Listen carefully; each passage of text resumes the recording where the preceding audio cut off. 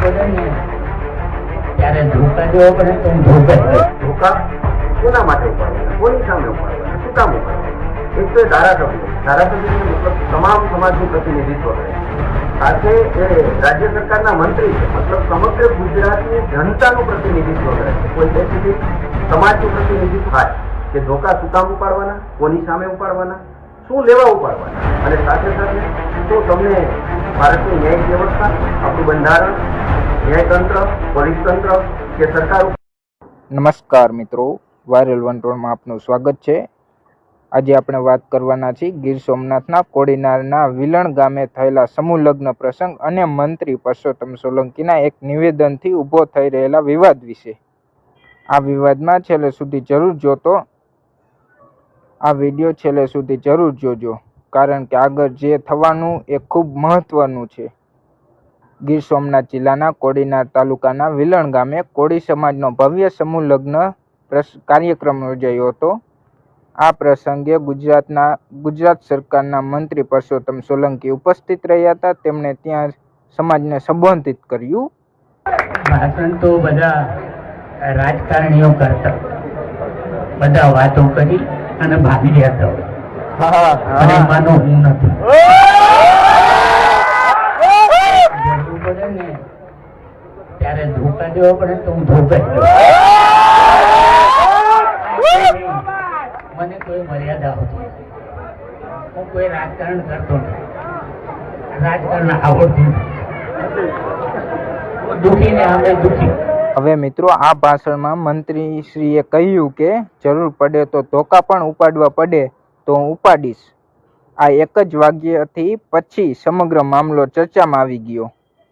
વિવાદ ક્યાંથી શરૂ થયો? મંત્રી સાહેબે કોઈ સમાજનું નામ નથી લીધું, પરંતુ શબ્દ બાદ આહિર સમાજમાં રોષ ફેલાયો. લોકો કહેવા લાગ્યા કે મંત્રી હોવા છતાં આવી ભાષા કેમ? ધોકા કોના સામે ઉપાડવાના? શું કારણ? શું કાયદા પર વિશ્વાસ નથી? આ સમગ્ર મામલે હવે મોરબીથી આહિર સમાજનો જવાબ. પરસોત્તમભાઈ સોલંકી એમના દ્વારા એક જાહેર સભામાં એવું નિવેદન આપવામાં આવ્યું છે કે જરૂર પડીએ ધોકા પણ ઉપાડશું. તો જે કંઈ મેટર ચાલી રહી છે, આહિર સેના પ્રથમથી જ એ મેટરમાં બે સમાજ આમને સામને ન આવે એ માટેનો પ્રયાસ કરી રહી છે. આપે પણ અમારા આહિર સેનાના જુદા જુદા મિત્રોના વિડીયો જોયા જ હશે. અમે અમારા સમાજને પણ વિનંતી કરીએ છીએ, સામેના સમાજના જે મિત્રો છે એમને પણ કહીએ છીએ કે ભાઈ બે સમાજ સામે ના આવે, શાંતિ જાળવો, કાયદાનું કામ કરવા દો, ન્યાયિક પ્રોસેસ છે, ન્યાય વ્યવસ્થા ઉપર વિશ્વાસ હોવો જોઈએ, અને એ મુજબ ચાલીએ છીએ.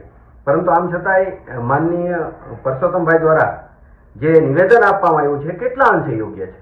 ધોકા કોના માટે ઉપાડવાના, કોની સામે ઉપાડવાના, શું કામ ઉપાડવાના? એક તો એ ધારાસભ્ય છે મતલબ તમામ સમાજનું પ્રતિનિધિત્વ કરે છે, સાથે એ રાજ્ય સરકારના મંત્રી છે, મતલબ સમગ્ર ગુજરાતની જનતાનું પ્રતિનિધિત્વ કરે છે, કોઈ સ્પેસિફિક સમાજનું પ્રતિનિધિત્વ નથી કરતા. આવી વ્યક્તિ જ્યારે આવો શબ્દ બોલે છે ત્યારે ચોક્કસપણે પ્રશ્ન થાય કે ધોકા શું કામ ઉપાડવાના, કોની સામે ઉપાડવાના, શું લેવા ઉપાડવાના, અને સાથે સાથે શું તમને ભારતની ન્યાયિક વ્યવસ્થા, આપણું બંધારણ, ન્યાયતંત્ર, પોલીસ તંત્ર કે સરકાર ઉપર વિશ્વાસ નથી કે માટે તમારે ધોકા ઉપાડવાની વાત કરવી પડે?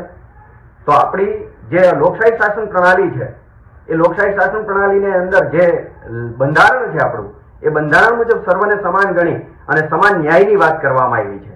ત્યાં ધોકા ઉપાડવાની વાત એ અયોગ્ય છે, મારી દ્રષ્ટિએ યોગ્ય નથી. સાથે અમને તો પૂર્ણ વિશ્વાસ છે બંધારણ ઉપર, ન્યાયિક વ્યવસ્થાઓ ઉપર, ન્યાયતંત્ર ઉપર, પોલીસ તંત્ર ઉપર અને સાથે સાથે સરકાર ઉપર.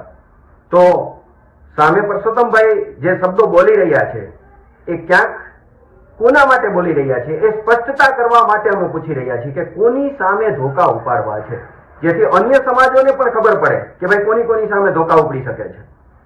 કારણ કે આ સરકારના મંત્રી દરજાની વ્યક્તિ જો આવી વાત કરે તો ક્યાંક બંધારણ, ન્યાયતંત્ર અને સરકાર બધાએ વિચારવું પડે, અને અમને પૂર્ણ વિશ્વાસ છે કે આ બાબતે પણ. તમે મિત્રો સાંભળ્યું, આહિર સમાજના આગેવાને સ્પષ્ટ કહ્યું કે અમે શાંતિમાં માનીએ છીએ, બે સમાજ વચ્ચે ઝઘડો ન થાય એ માટે પ્રયાસ કરી રહ્યા છીએ, પણ મંત્રી જેવા જવાબદાર વ્યક્તિએ આવી ભાષા ન બોલવી જોઈએ. તેમણે વધુમાં કહ્યું કે ભારતમાં બંધારણ છે, ન્યાયતંત્ર છે, પોલીસ છે, તો પછી ધોકાની વાત કેમ? મામલો હવે ક્યાં લઈ જઈ રહ્યો છે? એક તરફ કોળી સમાજના નવનીત બાલતિયાને ન્યાય માંગી રહ્યો છે, બીજી તરફ આઈ સમાજ કહે છે કે જ્યાં સુધી જયરાજાઈનું નામ ન હોતું ત્યાં સુધી અમે ચૂપ હતા.